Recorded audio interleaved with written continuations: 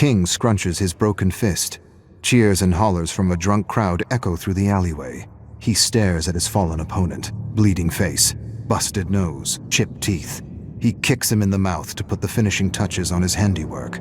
He never lost a fight. Not now. Not ever. Always bet on King. He glances over the crowd, spots Donnie, an old friend with a gambling problem. Not much of a problem if he continues to bet on me. King looks at his watch. He's late for a family meeting. King's father gives his mother hell for talking back for something he didn't quite understand. It's always the same crap. King grinds his teeth. Blood and warmth rush up his face. Every scrap, every single one he won because he saw his father's face on his opponent. He wants to lash out, to say something, anything. But to say something is to be cut off. But this time he's not thinking straight, or maybe he is. His father raises a hand to strike his mother. It happens faster than the thought to perceive it. One moment he snatches his father's arm, the next he's beating him black and blue for years of accumulated shit. He walks away while his mother tries to help his father up. You're out. Never show your face here again, ungrateful bastard. Get out. He never really had friends. Not real ones anyway. He had an entourage, a group of sods enjoying the high life with his credit card. Now he has no one, not a single bloody friend to help him out. He had friends once upon a time in school, but that was long ago. He needs money. But money doesn't grow on trees, and no one wants to challenge him, not after what he did to his last opponent. He needs a job. His accounts are near empty, and his old careless spending habits are hard to break. He meets with Tommy. Tommy has no room for him in his apartment. Wishes he did, but he doesn't. Mick wants to help, but his old lady won't let him. Same with Bill. And Harry, his ex has moved on, and she doesn't want to see his face. Something about being a shithead. He can't live in a hotel room forever. It drains the account. He remembers a face he recently spotted in a crowd at his last scrap. They were friends since they were toddlers.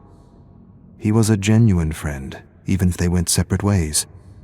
King looks him up. Castle Drive. He hails a taxi.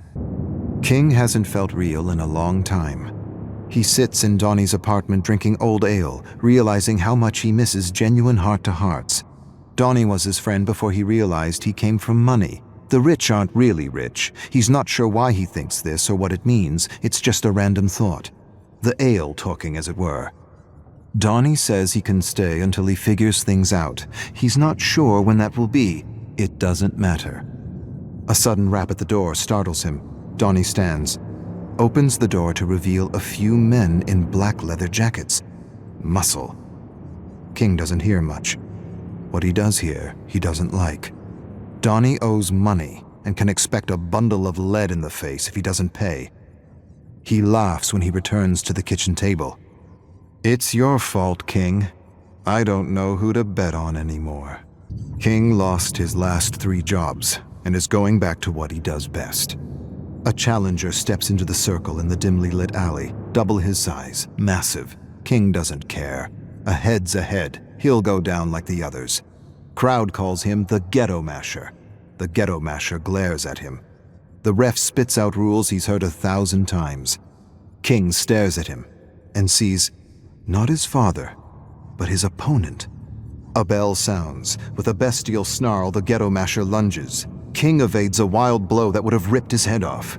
He feels strange, unresponsive, confused. Donnie screams at him. He glances at him as he receives a massive fist to the skull. Black swirls across his eyes. He doesn't remember the thud against his skull. He doesn't remember his legs buckling. He doesn't even remember collapsing in a pile of festering garbage. He only remembers waking up on the couch in Donnie's apartment. He's lost his edge. His anger. His rage. His hate. Was that all he was? Donnie's asking if he's okay, and he's not sure. Am I okay? Will I be better? I don't know. Was it just a fluke? A lucky shot? Happens to the best. I feel wrecked. I am wrecked. Donnie bet the last of his cash on him. King's getting the hang of working behind a bar. Donnie sips a beer and tells him he needs to find another reason to fight. King tells Donnie he needs to get home before the beer he's drinking turns to piss, before he gets in trouble. Too late. King spots two men. They approach Donnie, grab him, usher him into the basement.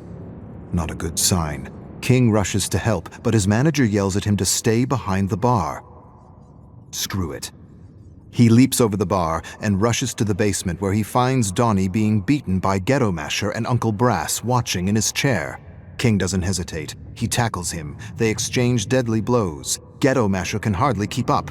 Uncle Brass sends others after King. Doesn't matter. King's a whirlwind of destruction. He cracks Ghetto's knees and thrusts his thumbs into his eye sockets. An eyeball pops out, still attached to a series of nerves. Cries of terror. Ghetto Masher cups his eyeball, screaming for medical help, staggers and slams against the wall as more ruffians attack. Stop! Uncle Brass stands and approaches. It's well within my power to rip your fucking head off for what you did to my boys. King staggers to his feet. Not a bloody joke, am I? His debt is paid if you work for me. He straightens up and brushes his jacket, smiles. Always bet on King.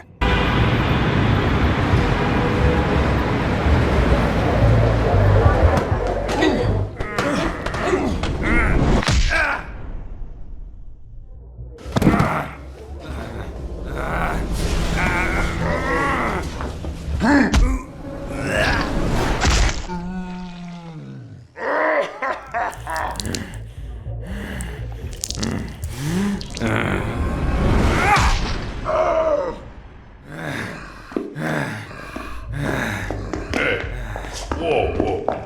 Hmm?